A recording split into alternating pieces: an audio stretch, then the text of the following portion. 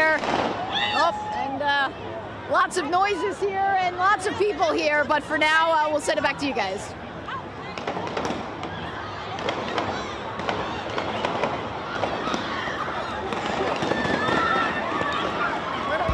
With a crime rate of 45 per 1,000, Milwaukee, Wisconsin has one of the highest crime rates in the country.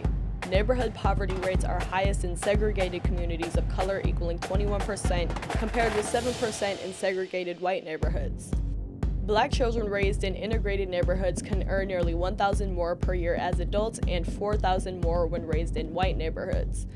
Household incomes and home values in white neighborhoods are nearly twice as high as those in segregated communities of color, making Milwaukee the most segregated city in America, with the brunt of the city's violent crime occurring in predominantly black neighborhoods produced by poverty and neglect. I'm from Milwaukee, Wisconsin, you know, the 414, Bucks and six. Growing up there, it was pretty interesting, I'd say. Milwaukee is one of the most segregated cities in the whole United States, in the world. You got a lot of lower income families in the inner city, and white families in the suburban areas. So growing up, I was in the inner city, and in the inner city, you see a lot of drug, gang banging, a lot of violence that goes on.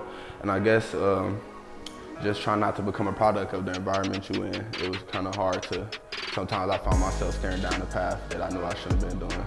But I guess that was the challenging thing, just not becoming a product of the environment you in. A rate that is the highest in the nation and more than twice as high as the national average.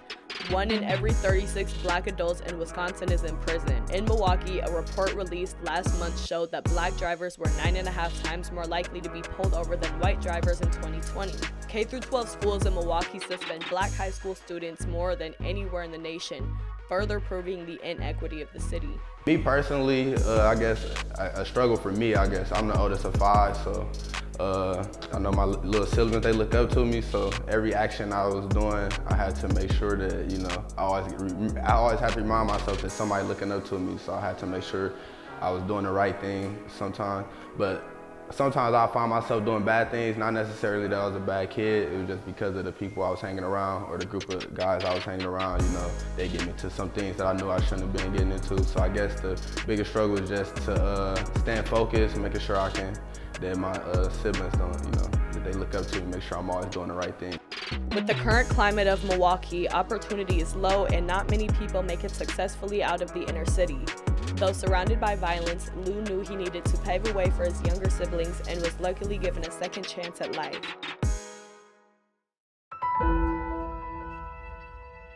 How I ended up at St. Cloud, that's interesting. So St. Cloud, actually, they recruited me my junior year for football. And I kind of didn't know nothing about the school, had never any idea. So fast forward in my senior year, I got into some trouble with school, got kicked out of school. St. Cloud, they always told me, like, if anything ever happened, give us a call. So I kind of gave them a call. The coach was like, yeah, you know, we got a spot here for you. Prior to coming to St. Cloud, I never visited it. So, I mean, just looking online, I mean, they portrayed it to be real diverse and stuff, so I mean, that's what I was looking forward to when I came here. When I got here, I noticed that it wasn't as diverse as they portrayed it to be. A lot of times when you're in the classroom, you're still a minority. I was still a minority in a lot of classes. I just felt like they could do more to try to balance out the ratio. The enrolled population at St. Cloud State is 67% white, 7% African American, 5% Asian, and 3% Spanish or Latino, making St. Cloud a predominantly white school. The lack of diversity on campus, for me personally, it didn't affect me because I'm a strong mind person. I think it's all mind. Like, if you wire your mind to, you know, I had one reason to come here, that was to get my degree and get out of here. So